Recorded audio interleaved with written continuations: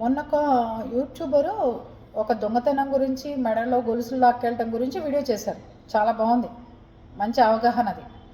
కానీ సాటి యూట్యూబర్ని వీళ్ళు బోడి మొహాలు మంగళసూత్రాలు వేసుకోపోతే వచ్చేస్తారు, లేకపోతే అది వేసుకోపోతే వచ్చేస్తారు, నల్లపూసలు గొలుసు వేసుకోపోతే వస్తారు.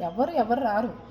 మీరేమో ఇంతంత బుట్టలు ఇంత పెద్ద పెద్ద కంటేలు, ఒక 4-5 గొలుసులు, ఇంట్లో ఉన్న బంగారం ఇంతంత పెద్ద పెద్ద లాకెట్లు వేసుకుని కూర్చుని వీడియోలు చేస్తారు. మిమ్మల్ని చూసిన తర్వాతే వాళ్ళకి అవగాహన కలిగి ఆవిడలాగా నిండుగా ఉండాలని బయట తిరుగుతున్నారేమో నాకు అనుమానం వచ్చింది.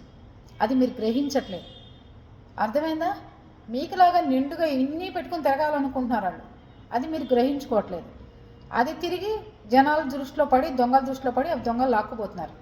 ముందు మీరు మానేసి తర్వాత ఆచరించమని చెప్పండి. ఎదుటి యూట్యూబర్స్ని వీళ్ళు దొంగ మొహాలు, వీళ్ళు ఏమో నవలపూసలు వేసుకోపోయినా ఊరుకోరు, బోడిట నాంతాడు మెళ్ళో మంగళసూత్రం బోడిట.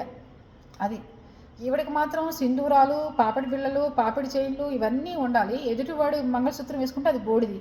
ఈవిడిది మాత్రం పతివ్రత లక్షణాలైనా మీకు అని అడుగుతుంది. యూట్యూబ్లో వీడియోలు చేసుకునే వాళ్ళందరూ మీరు వాళ్ళని బంగారాలు వేసుకోమని చెప్తున్నారా, మీరు పతివ్రతలైనా అని అడుగుతుంది. పతివ్రతలకిను బంగారానికి సంబంధం ఏంటి? ఆవిడ చూసి వాళ్ళందరూ వేసుకుని తిరుగుతున్నారు పాపం.